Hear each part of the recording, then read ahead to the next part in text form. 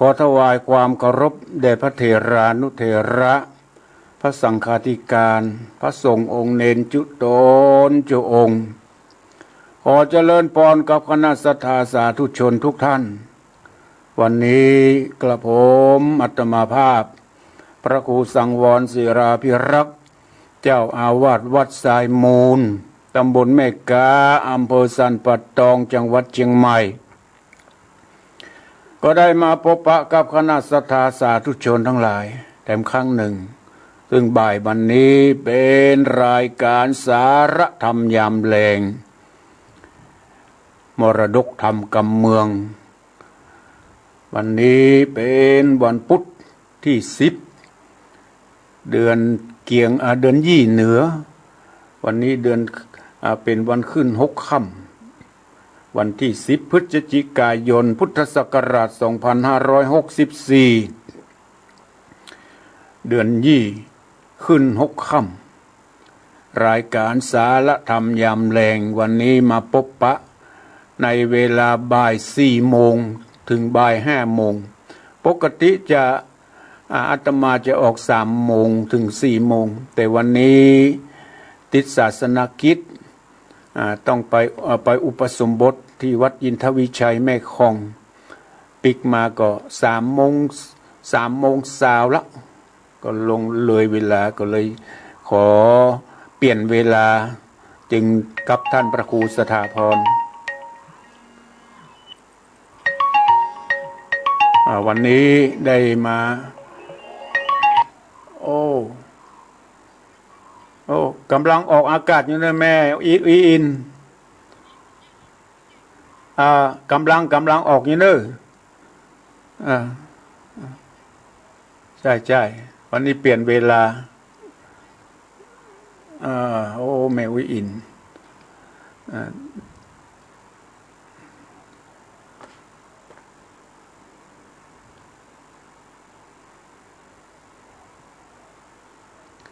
วันนี้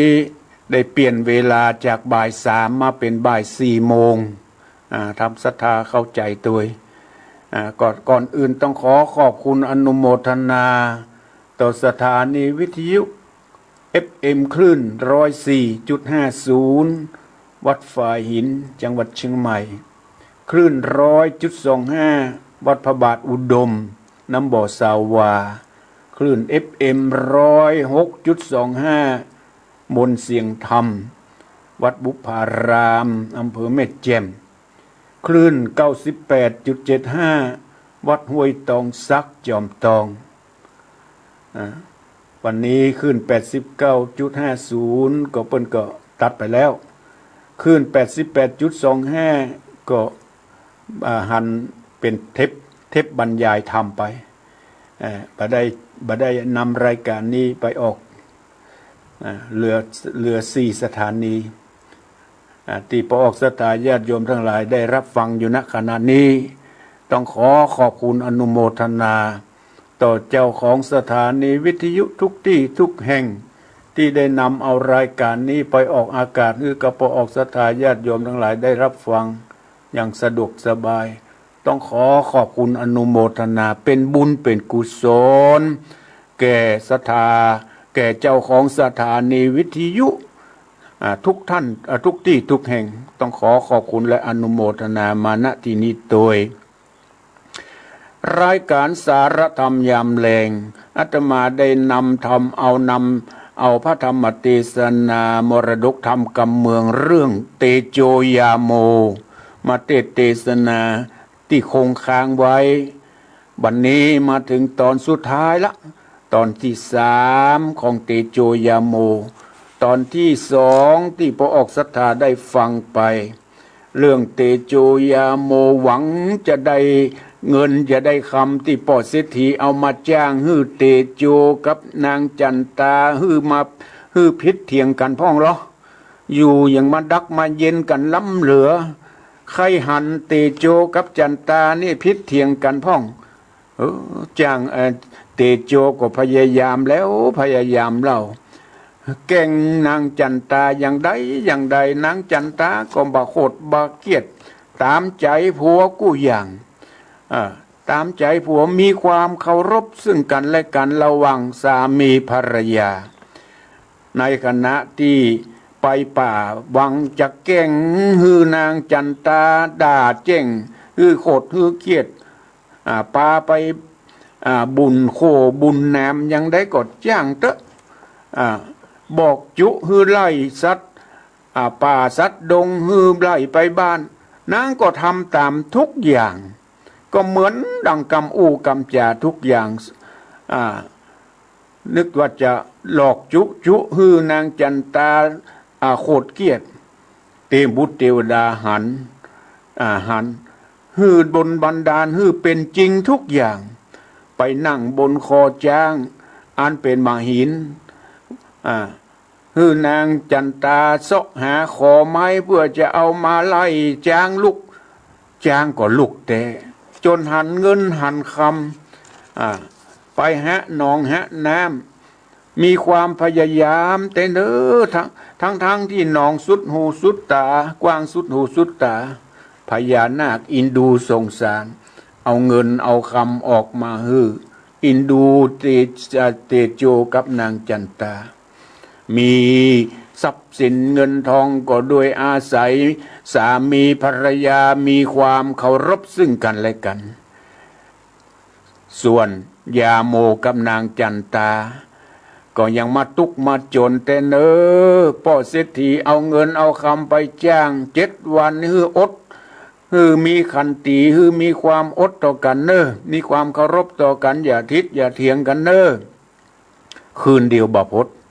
คืนเดียวบ่พดสักคำเป็นพิษเป็นเถียงด่ากันเหมือนหมูเหมือนหมาคนสุดท้ายก็เลยบัดได้คำปันหนึ่งที่พ่อเศรษฐีเอาไปจ้างก็เลยมาปรึกษาเตโจแหละเตโจก็หวังจะฮือสหายเป็นดิบเป็นดีมั่งมีเป็นเศรษฐีเงินเข้าเหมือนของเหมือนกับตนเองก็แนะนำเป็นอย่างฮือเข้าป่าเข้าดงไปเนอะไปปะใส่สัตว์แล้วก็บอกฮือสัตว์สิ่งไก่งัวควายจ้างม้านะฮือมามันมัดยองเนอะบอกคือนางมะลิกายาโมบอกคือนางมะลิกาเหมือนกับเตโจกับนางจันตาทำนางมะลิกาก็ได้ยินยาโมอู้อย่างอ่านว่าไล่สัตว์เหล่านี้ไปบ้านไปจองเนอะ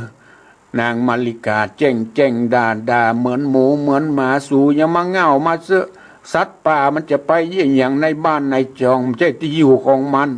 เอาละมาได้สักอย่างจางมางัวควายไล่เขา2 คนไปถึงที่หินอันเป็นหูปจ้างที่เตโจเคยไปไล่ลุกแล้วก็ได้เงินได้คำในต้องจ้างนั่นน่ะยาโมกับนางมาริกาก็ไปหันแต่เฮ้ยไปหันทุกอย่างขึ้นขี่คอจ้างขอให้นางมาริกาเสาะหาไม้เอามันเป็นคอจ้างนางมาริกาแจ้งด่าเนี่ยมันคึดมันจามันกลัวมันคึดบ้านคึดเมืองปูเนี่ยด่าผัวมันขึ้นไปขึ้นหินแล้วจะมาฮือทำเป็นจ้างลุกมันจะมีบ้านมีเมืองที่ไหนจ้างลุกไล่ส่องเขาอูจาบ่เป็นมงคลไล่ไปถึงหนองน้ำล่ะหนองน้ำที่เตโจเกยได้เงินได้ของกับพญานาคยังหันขโจหันที่ขี้ซากของเตโจอยู่นะยังหันขี้ซากอยู่เตโจเกยได้เงินได้คำกับพญานาคนั้นยาโมกับนางมะลิกาก็บอกอู้กันว่าเฮาจะหะหนองน้ำเนี่ยเฮาจะหะหนองน้ำจันตานางมะลิกาได้ยินอย่างนั้นปุ๊บขึ้นเป็นฟืนเป็นไฟแหละแจ้งด่ายาโมมันอย่างมาเสอะมาเง่าล้ำเหลือหนองสุดหูสุดตาอย่างอี้จะเอาอย่างมาหะอย่างเอาหะเมื่อใดมันจะแห้งพญานาคที่อยู่ในหนองน้ำลำคาญไล่ติดส่องสามีภรรยาปิกมาบ้านมาจองบัดได้ยังสักอย่างปอกสตาญาติโยมทั้งหลายเปรียบเทียบกันระหว่างเตโจกับนางจันตาเปิ้นมีความเคารพซึ่งกันและกันทำอันใดก็เจริญรุ่งเรืองหิมาก้าขึ้นอู้อันใดเป็นอันนั้น ส่วนสามีภรรยาของยาโมกับนางมาริกาเป็นครอบครัวที่บ่มีความเคารพซึ่งกันและกันด่าแจ้งต่างคนต่างมีมานะความถือตัวมีทิฏฐิบ่ยอมลดลาวาศอกซึ่งกันและกันทำให้ครอบครัวได้รับความเดือดร้อนวุ่นวายหิบ่มากาบ่ขึ้นทำมันได้ก็บ่เจริญรุ่งเรืองก็ทำให้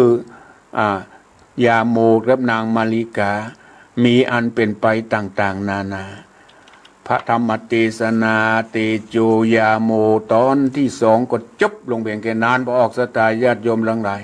เอาลองมาฟังตอนที่สามระหว่างเตโจกับยาโมเป็นลำดับต่อไปนะโมตัสสะภะคะวะโตอะระหะโตสัมมาสัมพุทธัสสะสันทโวดูราโสตุจนาสัพปุริสะทั้งหลา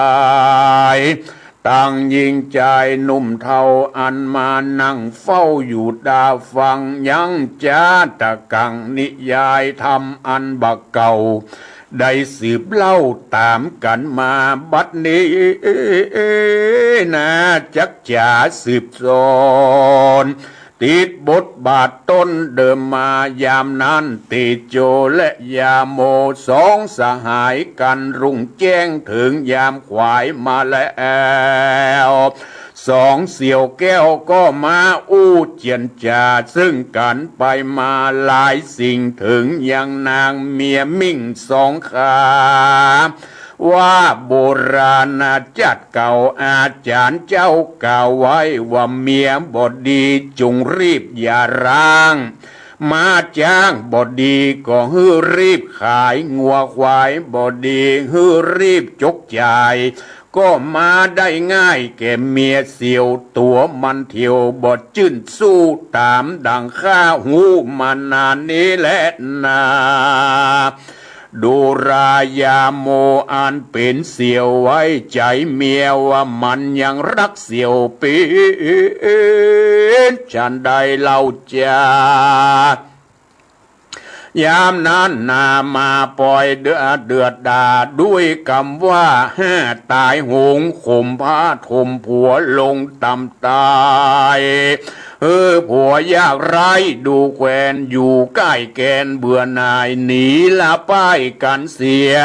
แล้วเอาเมียคนใหม่บ่ลังใจว่าหาเขียมจะเล่นนาเสียวเฮยที่นั้นยาโมจริงจะตอบว่าดูราสหายตามดังนางมะลิกาบอกข้าพอใจอื่นนอกเสียจากข้าคนเดียวภัยบ่ถ้ามาเกี่ยวเยอะยอกมันบ่นอกใจผัวมันกลัวได้ละขว้างเช่นใดบ่เป็นไม้แห้งบ่ยอมไผ่สักคนตีว่าลูกจากเมืองบนหยาดฟ้าบ่ขอพอหน้าไผ่สักคนบ่ฮือละอายแก่เจ้าบ้านนางมะลิกามันว่าอย่างอันแต่น่าเสียวเฮยติโจจริงกล่าวว่าดูราเสียววันนี้จงเอาปืนแห่งข้าไปตกแต่งท่าไว้อย่างเหือนวันพุ่งเจ้ากินเข้าง่ายแล้วบ่ฮือควายเจนลำสองเฮาจะเข้าไปสู่ป่าจักเหมือนกันว่านางแต่จะก็ฮือหูแน่แก่ใจ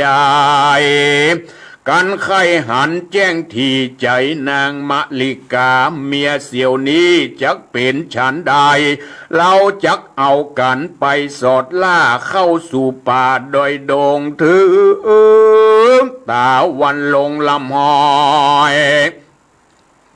เราจุงก้อยปิกขึ้นมาเสี่ยวจุงไปดาขัวไว้ทาวันผู้ขาจักไปตามหาเสี่ยวว่าอ่านยาโมก็รับเอาปืนกับหนีขึ้นสู่บ้านแล้วก็ปากันปากตานกับมะลิกา ว่าวันพุ่งนี้นะสองข้าเสี่ยวจักไปแอวสอดล่าหากินไปหายิงหมูป่าพุ่งนี้ติดโจเสี่ยวจักฆ่าฮือแต่งดาขัวไว้ทาตั้งมิดผ้าและขวานและนาการถึงยามารุ่งเจ้าตีโจเจ้าเศรษฐีก็มาถึงบ้านเล่าปากตาลขานไขว่ารีบไปเตะนาเสียวเราจักไปต่างเตียวลิมปงตัดต่างลงตีนดอยพอตามหอยหมูป่าอันแอวสดลาเป็นฝูงอยู่ดอยสูงพกพอหันแล้วเอาปืนจ่อยิงเลยสองสหายเว้ยเว้ยบอดจะรีบเตียวกว่าสะอายเขาก็ไปถึงต้นไม้ริมตางปุดถงวางความปังคางสองเสี่ยวก็ยั่งพักผ่อนก่อยลมปัดจ่อยวอยเย็นซ้อยก็ลวดม้อยลับไปการถึ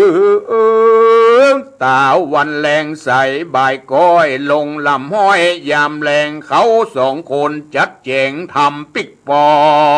กเพื่อไปจับวอกนางมัดลิกาจริงฮือยาโมรีบไปก่อน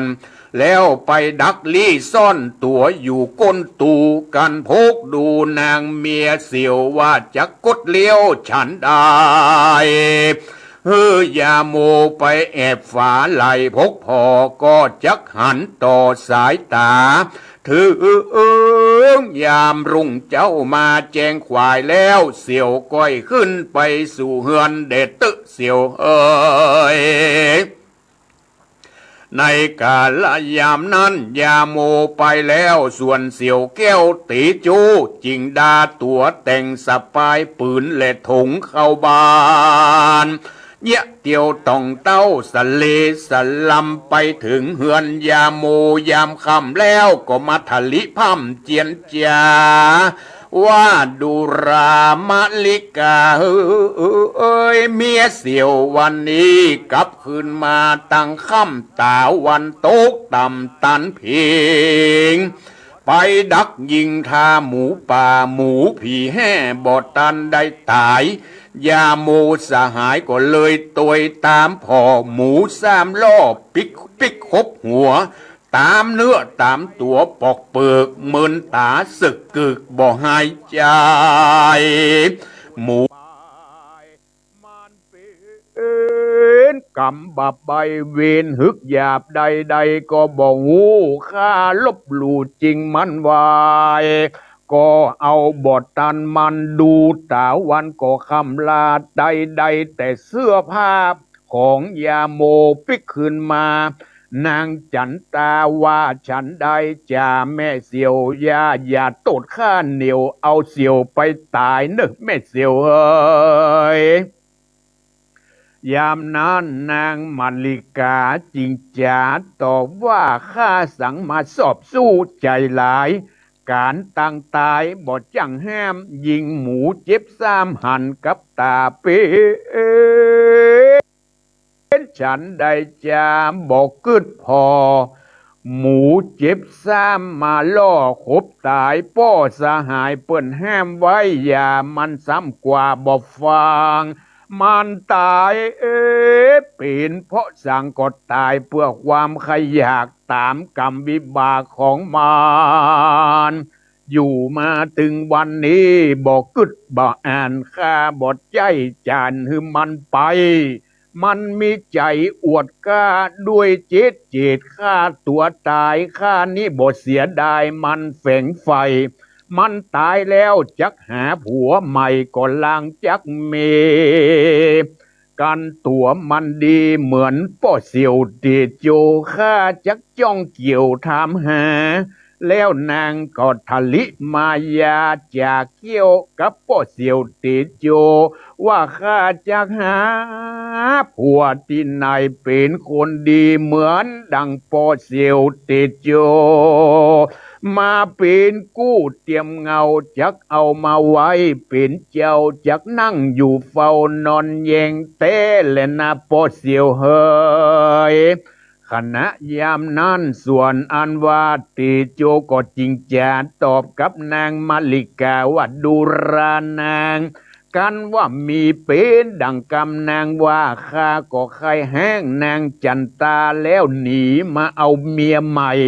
ของได้อย่างแม่เสียวนี่สักคนนางจันตาเมียแห่งข้ามันบ่หูหน้าการหน้างานอันใดคนอื่นมาว่าอย่างใดมันก็ว่าตามใจไปดังอ่านเหมือนขี้ควายไหลออกต่างแห่งนั่นแหละนางเอ๋ย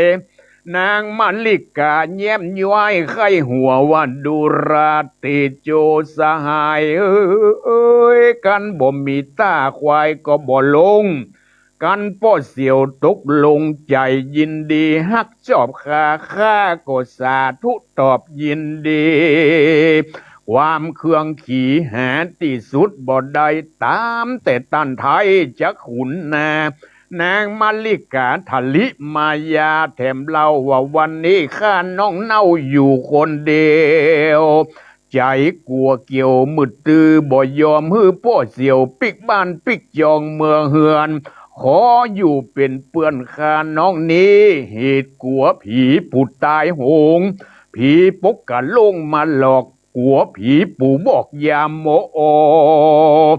นางมาลิกาจูดนาแล้วก็กากัดแก้วรีบไปจัดไปแจงตกแต่งดายังพูดจะนะอาหารแต่งซ้อมแล้วก็น้อมมายอเกณฑ์กันกินอิ่มแล้วก็จวนติดยาเสียวเกี้ยวเข้าสู่ตินนอนหันเลนนายามนั้นติโจก็กำกีเบาขี้ยาเข้าไปนั่งท่าอยู่ภายในเอามือเจียดบ้องไฟขี้ยาส่วนนางมาลิกาจิงจาตอบบอกฮื้อป้อเสียวดับไฟติโจจริงใครบอกกล่าวว่าข้ายังบอกใครเหงาบอกใครนอนหลับข้าบ่ดับไฟเตื้อเหตุข้าโกผีป้อเสียวยาโมจักมาหูได้ปะหันส่วนนางมาลิกาลุกมาปันฟังฟ้าวรีบมากำเอาแขนป้อเสียวฮื้อเข้าไปนอนว่าหัวใจเจ้ามอนมานั่งอยู่อสังตินนี้กันหมูคบกาบกันผัวข้ามันบ่หอนจักปิกขึ้นมาเลยนะป้อเสียวเอ้ยยามนั้นนาเลยตีโจก็เอามือจักผ้านุ่งของตัวออกเสียมดเสียเสียงเหลือแต่ตัวเป่าได้ล่อนจอนส่วนนางก็บ่ยินบ่ร้อนและบ่อายใดๆว่าเธอจักตายกับพ่อเสียวคนนี้แห่งข้า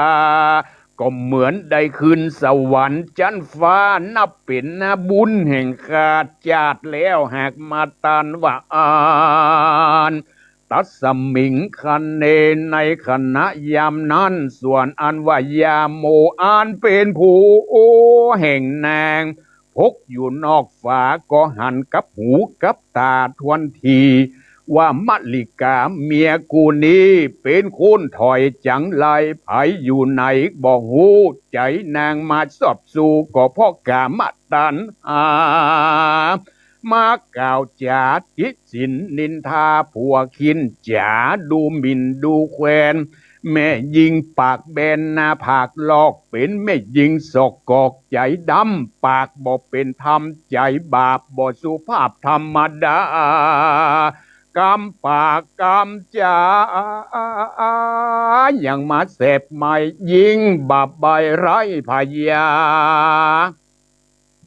จายาโมพกอยู่นอกฝาพอเป็นดังอีหนอมเมียแห่งกูมาเสียแห่งใดมาสมมาสู่ได้ร่วมอยู่แต่เมินนานธรรมดาว่าไว้ก็หากมาได้แก่ตัวโกมีสัตถลูก็คือว่าเมียฮักเมียใจยักก็ยังมี อันเมียดีก็เหมือนดังแม่ถึงหนุ่มถึงแก่ก็เหมือนกันนางมาแยกหือหันต่อหน้าไผจักห่อนว่าเมียดียาโมลับลี้อยู่ภายนอกฝาพอเล็งหันกุกจริงกูอย่างกดจำจือไว้ว่าอย่าได้ไว้ใจหนทางอย่าได้วางใจตนจังอับจนแก่ตัวพอหันติโจเสียวหันจุปากการก็มีหันเล่นนารัตติยาคืนนั้นลุ่งแจงส่วนยาโมก็แต่งแซงกลับคืนมากล่าวริร้องแห่ว่าดูรานางเอียขีนสั่งมารับบทตื่นกันนายหรือว่านางหลับเดิกลุกขวายหรือว่านอนสบายรับบทตื่นอยู่จักลุกขึ้นมาเตะนางน้องเนาลุกขึ้นมาไขประตูฮึกกูปีไปนะอายยามนั้นนางมาลิกาปากก็บ่ได้ทะลิมานั่งให้อยู่กลางที่นอนส่วนเจ้าตีโจสหายเสียวก็จริงลุกมาถอดก่อนประตูเฮือนแล้วเรียกร้องเอิ้นยาโมว่าโอปุโธธัมโมสังโฆเสียวตายแล้วปล่อยเกิดปิกมาใหม่ถูกหมูป่าคบตายปล่อยบ่ตายคืนมาได้กลางคืนนี้ข้าก็ได้มานอนเป็นเพื่อนกับแม่เสี่ยวมะลิกาเหตุว่านางผัวนางกลัวผีหลอกว่าอ่านยามนั้นนางมาลิกาจิงจากล่าวแก้ว่ากำบ่มีแป้งใส่กำบ่ใหญ่แป้งแถมบทใจมันนอนแอมปังค้างป้อเสียวนอนอ้างงั่งอยู่ที่หิมประตูส่วนตัวข้านอนอยู่ก้นตูเหตุกลัวผีสูมาหลอกข้าบ่ได้บอกป้อเสียวมานอนตัวเนอป้อเนอยามนั้นยาโมเป่งใจดีกล่าวว่าการเรื่องนี้ข้าบอกว่าสางที่แล้วที่ยังมันอยู่ที่ป้อเสียวคนเดียวข้าบอกของเกี่ยวกับความเล่นนานนางเอ๋ยยามนั้นนางมาริกาก็ลุกขึ้นมานึ่งข้าวหุงแกงยกเอามาสู่ผัวแปงและป้อเสียวกันว่ากินอิ่มแล้วก็มาอู้ฟู่ปรึกษาว่าเสียวเฮยวันนี้เฮาจะไปตุยตามหอยรอยตีนหมูป่าเหาะเตียวกว่าซ้ำเอามาฮือใดบ่ละไว้จักเตียวไตรอยตีนหมูว่าอ่านนางมะลิกาก็ตุกแต่งดาห่อเข้าของกินเอามาใส่ถุงปลาห่อเข้าแล้วสองเสี่ยวก็เอากันลงเฮือนไปเข้าสู่ดงไผ่ป่ากว้างไปพักย่างที่เก่าเดิมตีถึงเวลาดีปิกปอกไว้ก็ปากันย้ายปิกขึ้นมาถึงข่าวว่าประตูคุ้มยามมืดสลุ่มลงแรงยาโมจิงจัดเจ๋งเอาเสื้อเอาผ้าไปฮือนางน้องจันตาแล้วไขขียาบอกกล่าวแยะเหมือนดังเก่าไปหลังเตโจผัวไปโพกอยู่นอกฝาฟังเหมือนดังยาโมแยะมาเมื่อก่อนลำดับขอบขั้นจุประการ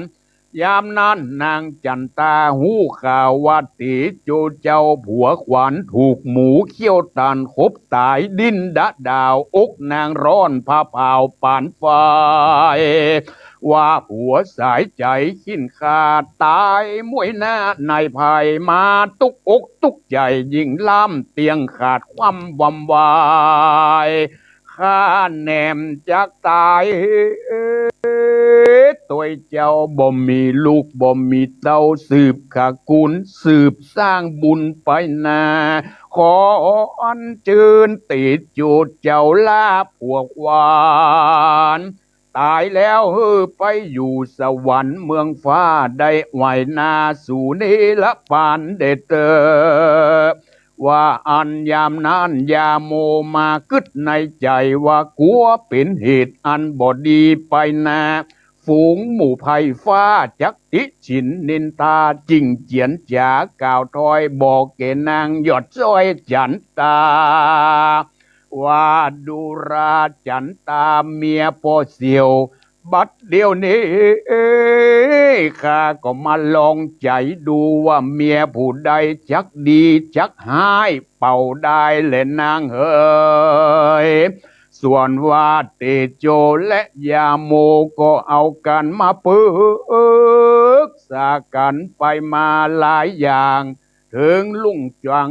ถึงลุงสว่างแจงขวายกินเข้าง่ายแล้วเรายาโมก็อำลาเมียเสียวกลับคืนมาสู่เรือนตนยะเมาวนทะลิทะลอกเล่าแจ้งบอกนางมะลิกาว่าไปตัวยหารอยหมูป่าลืมแล้วลืมเล่าก็บ่หันไหนติดตามรอยไปถึงแม่น้ำบ่คืดซ้ำหารอยก็เอากันขึ้นดอยลงห้วยลัดป่ากล้วยกลางดงก็บ่หันรอยตีนสั่งสักแห่งเจ็บปวดแข้งเหลือตายจริงเอาเตโจสหายปิกคืนเฮือนเด็ดตะโตปัฏฐายาแรกแต่นั่นไปนาส่วนอันว่าเตจายาโมกับนางมาลิกาเขาอยู่ด้วยกันบ่ได้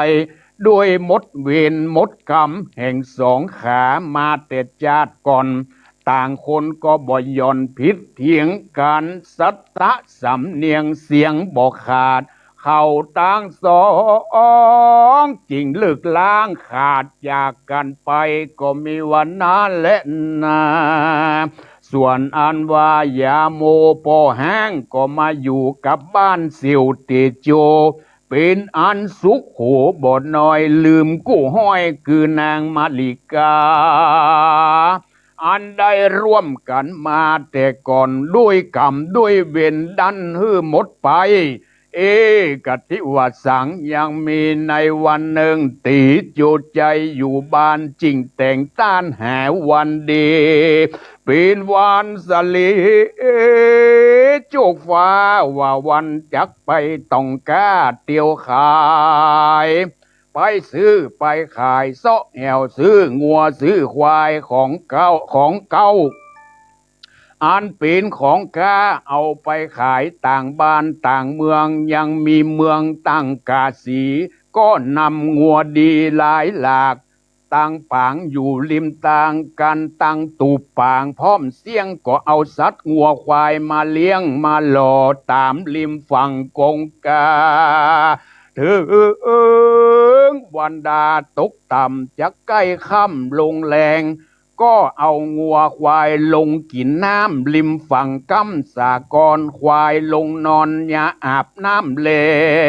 นควายบางตัวก็เพียงวิดเว้นเต้นไปมางัวควายลายบุบุญน้ำจุปอขุนปอมัวสายน้ำลำแม่น้ำลางนาตั้งตัวควายงัวลางตัวก็เจ๊ลงนอนกลางสากรน้ำกว้างยามนั้นฝูงเจ้าบ้านเจ้าเมืองที่เอากันมาตักน้ำกินหมู่คนได้หันได้ยินจมด่าว่างัวควายห้าตายหงปากันลงน้ำขุนน้ำเสียงคนพ่อคนเลี้ยงบ่มีตากาเขาสั่งมาตาบอดตาลมคนด่าจมมีลายเอางัวเอาควายมากวนน้ำแง่วใบลำบ่เคยหันที่ไหนเปิ้นตักกินตักแอบน้ำคุติ้วแหบปีนอาเจนได้มาอาบมากินน้ำขี้เยี่ยวงัวควายกูเจนกูจาดเขาตั้งหลายได้กินน้ำขุนน้ำมัวอันเป็นน้ำเยี่ยวงัวเยี่ยวควายกูจาดดูหมิ่นพมาทเจ้าบ้านเจ้าเมืองว่าอ่านกติวสังนั่นแหละนาตะโตปะรางแรกแต่นั่นไปนาส่วนอันว่าเตโจและยาโม พ่อเสียวพ่อร่างบัดนี้มาได้ฟองจันทร์หนุ่มน้อยนาจินจ้อยอยู่สุขสบายดื้อด้วยพระการดังกล่าวมานี้แหละนานิทิตังขียาสังวันนาวิสิตจะห้องเหตุยังติดโจยาโมสูตรคนสามก็บังโคมสมเรศดี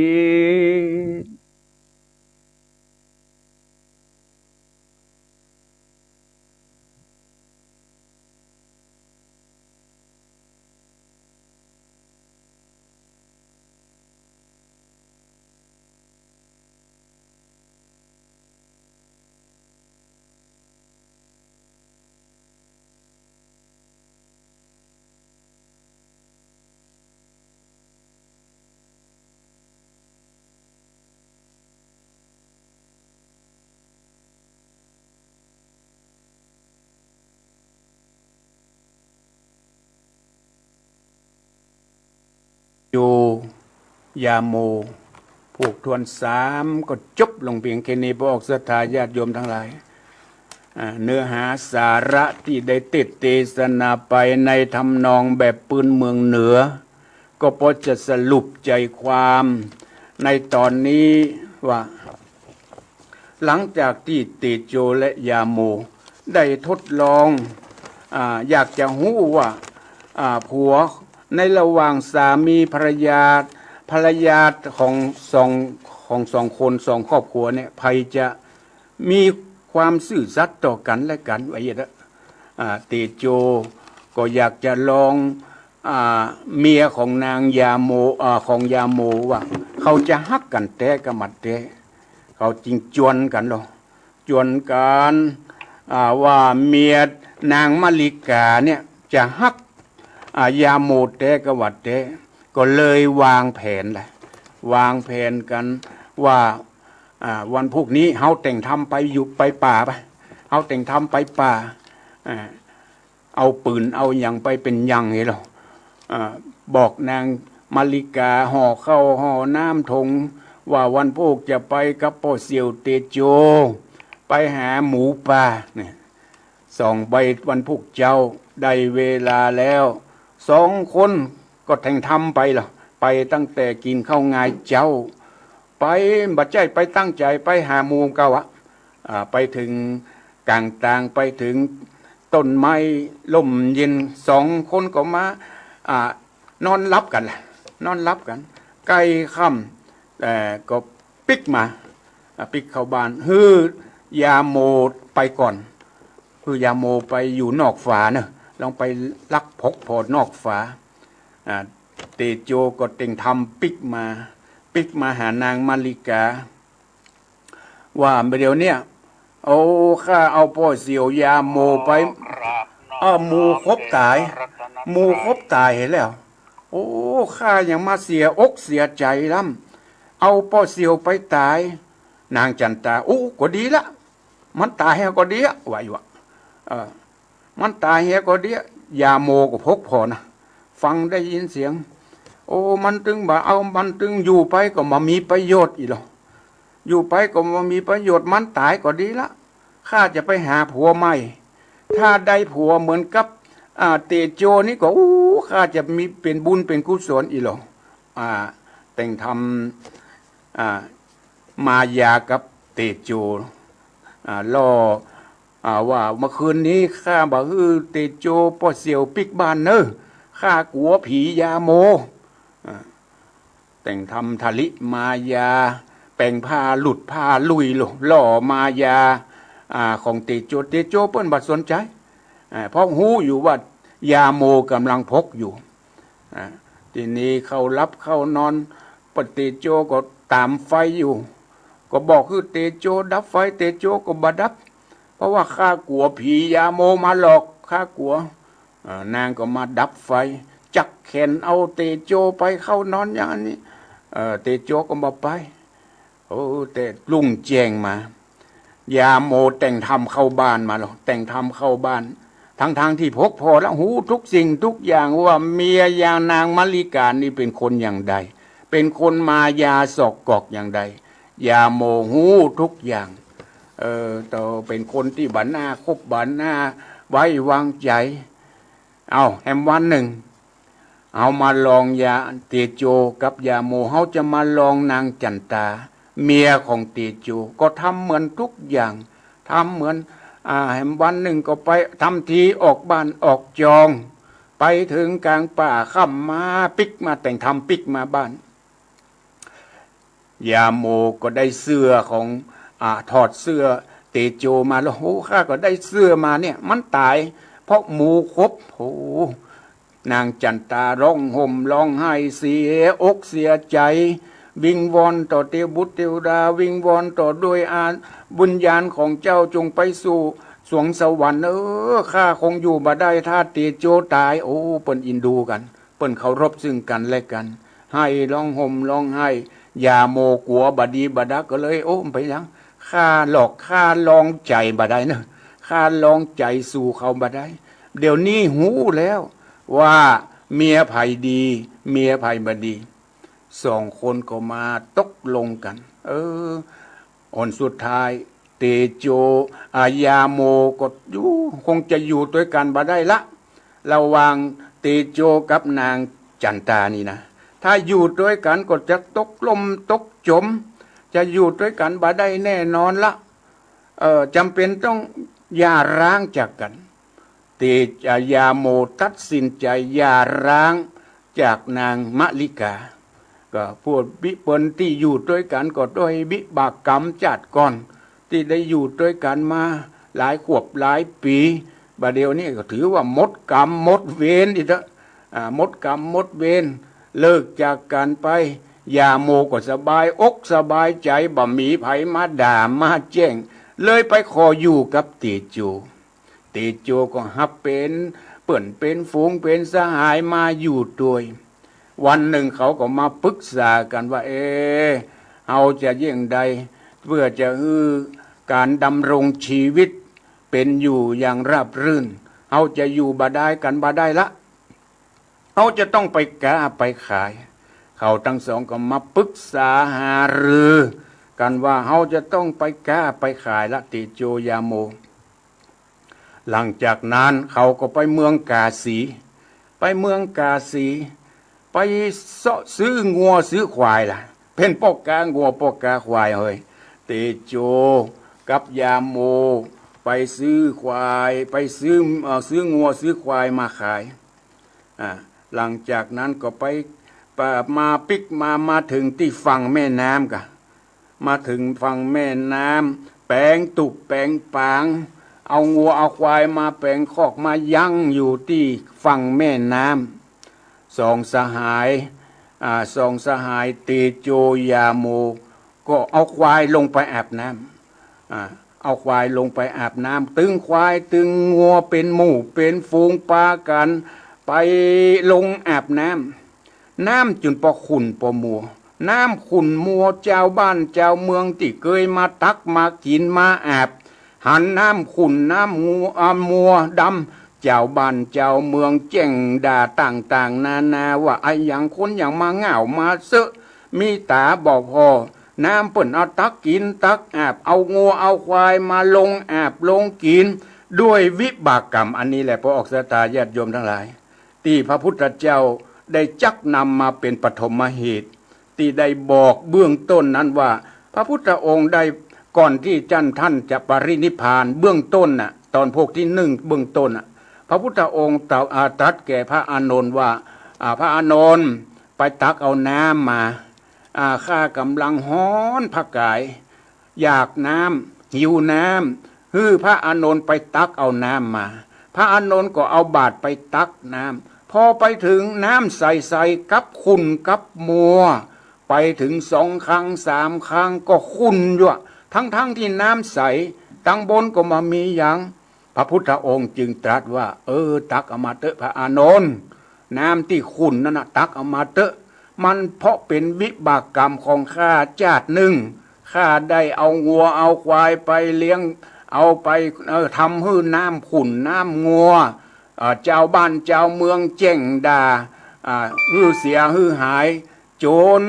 ได้เป็นวิบากกรรมของข้ามาถึงปัจจุบันนี้ จึงตักเอามาเตอะข้าจะฉันตึงข้าจะฉันตึงน้ำขุนน้ำมัวนั่นเนี่ย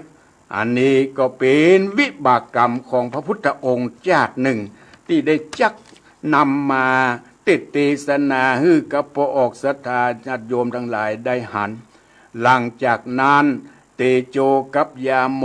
หลังที่ได้ขายงัวขายควายกันไปแล้วก็ไปหันใส่สาวคนหนึ่งชื่อว่านางฟองจันทร์นางฟองจันทร์ที่อยู่เมืองกาสีปุ่นนางฟองจันทร์นายาโมก็หันถูกอกถูกใจผู้ที่จะมาเป็นคู่ครองของตนผู้ที่จะมาเป็นคู่ครองของตนสุดท้ายยาโมป้อแห้งจากนางมาริกาก็ได้ไปเป็นสามีของนางฟองจันทร์แห่งเมืองกาสีเมืองจำปานครบาออกศรัทธาญาติโยมทั้งหลายหลังจากนั้นเขาทั้งสองก็ได้อยู่ร่มเย็นเป็นสุขจนหมดอายุไขก็ได้ไปเกิดตามบุญตามกรรมของเขาแต่ละคนนี่เป็นเรื่องราวสาระโดยสรุปใจความโดยย่อๆในเนื้อหาสาระของเตโจยาโมพอกศรัทธาญาติโยมทั้งหลายฟังแล้วได้คติเตือนใจในเนื้อหาสาระพอที่จะเอามาเป็นข้อเตือนสติในการครองเรือนในการดำรงชีวิตของเฮาอันใดอันเป็นอันดีอันงามเอามาเป็นตัวอย่างในการดำรงชีวิตเพื่อจะให้การครองเรือนของเฮาได้อยู่ราบรื่นมีความสุขความเจริญจะได้หิมาก้าขึ้นสมดังความมุ่งมา่ปรารถนาเหมือนกับเตโจกับนางจันตาหากอันใดที่มันบาดีมางามเหมือนกับยาโมกับนางมาริกาก็อย่าได้กระทำเมื่อทำไปแล้วมันจะเป็นวิบากกรรมจะทำให้เฮาบ่ได้เจริญรุ่งเรืองเสียหน้าเสียตาจะได้เป็นคนทุกข์คนยากหิบามาแก้บ่ขึ้นฮ้อนเนื้อฮ้อนตัวฮ้อนครอบครัวฮ้อนบ้านฮ้อนจองแม้แต่เทวบุตรเทวดาก็ยังบ่อยู่ตัวบ่ได้ทรัพย์สินเงินทองที่หามาก็อยู่ตัวบ่ได้เฮาจะหันได้ตอนหนึ่งเตโจเอาเงินเอาคำมาฮื้อแก่ยาโมเอามาซ่อนไว้ในหม้อในหายเต้ๆนะเงินทองเหล่านั้นไหลปิกไปหาเตโจเหมือนเก่าเหมือนเดิมเพราะเงินคำเหล่านั้นอยู่ตัวบ่ได้ฮ้อนเข้าฮ้อนของฮ้อนเงินฮ้อนทองเพราะเขาเจ้งด่าติจินเน้นทาสามีภรรยาบ่มีความเคารพซึ่งกันและกันทำให้เทพบุตรเทวดาอยู่ตัวบ่ได้เข้าของเงินทองทรัพย์สินเงินทองหิแหมาเท่าใดก็อยู่ตัวบ่ได้มันหูหมดหูเสียงมันหูฮ้อนหูใหม่ปอกศรัทธาญาติโยมทั้งหลายเอาเตโจกับนางจันตาเป็นตัวอย่างและ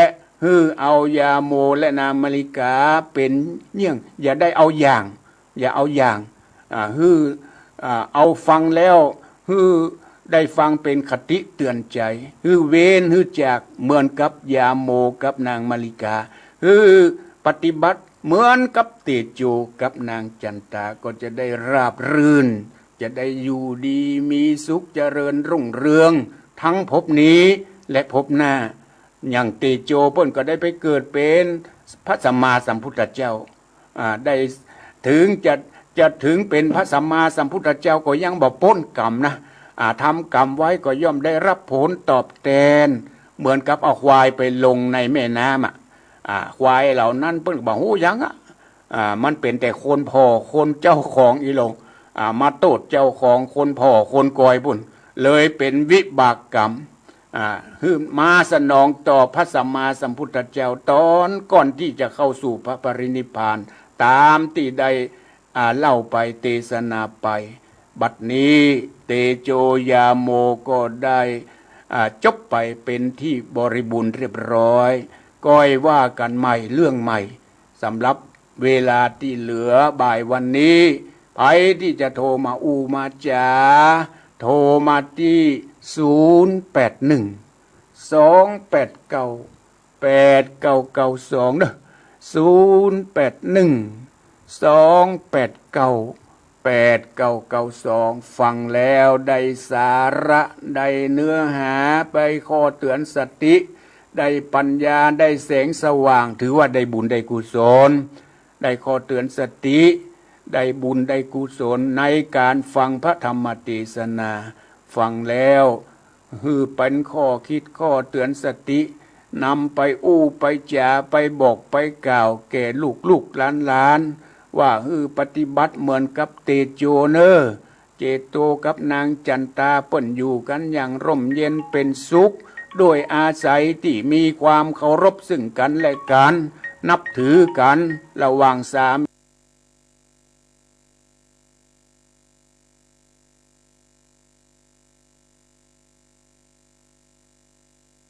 เหมือนกับเตโจเนอร์เจโตกับนางจันตาเปิ่นอยู่กันอย่างร่มเย็นเป็นสุขโดยอาศัยที่มีความเคารพซึ่งกันและกันนับถือกันระหว่างสามีภรร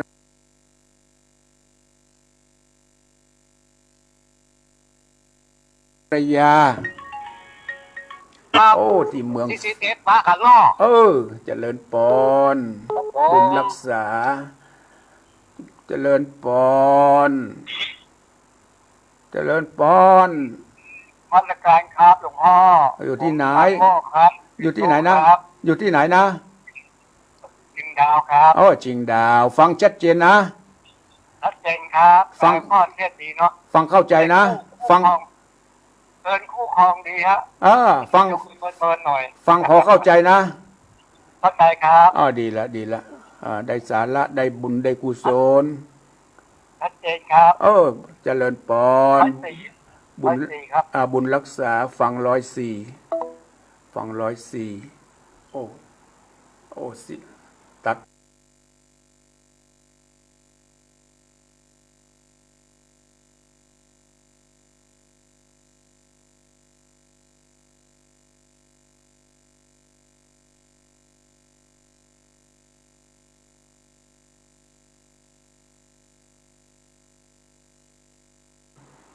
ชัดเจนครับเจริญปอนบุญครับบุญรักษาฟัง104ฟัง104สิตัดไปเนอะไผที่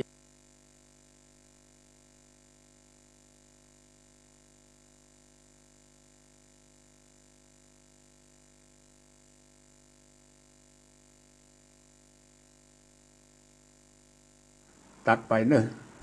ไผที่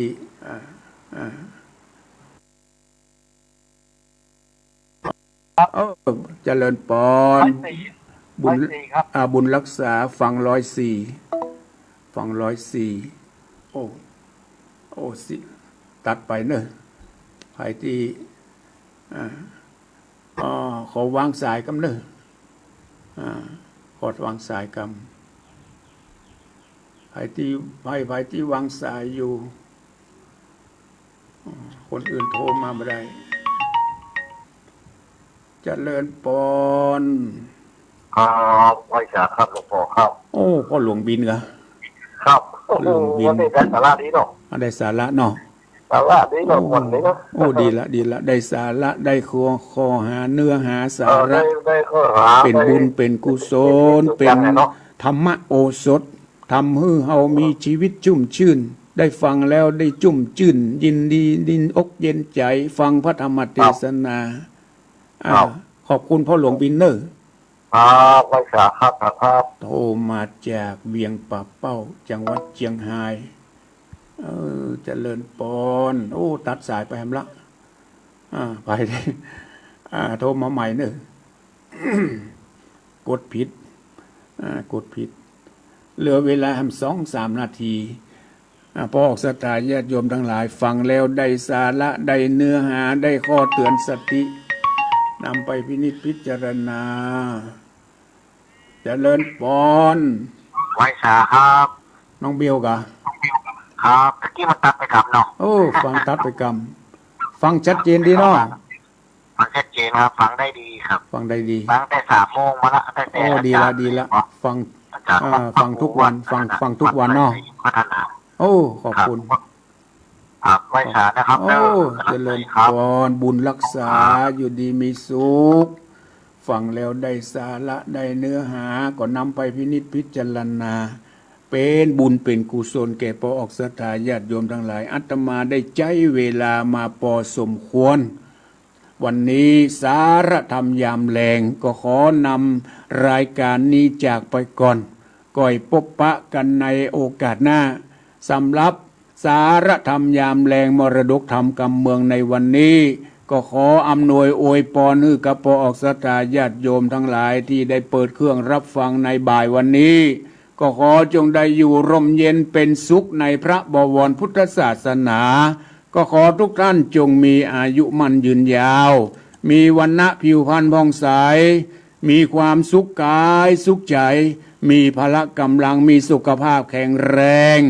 มีความคิดมีความปรารถนาสิ่งใดๆอันเป็นไปในทางชอบธรรม ก็ขอโสมดังกำกึดกำปรารถนาของมูลราชสถาจุเยื่องจุภการนั่นจงจักมีอายุวันโนสุขังพระลา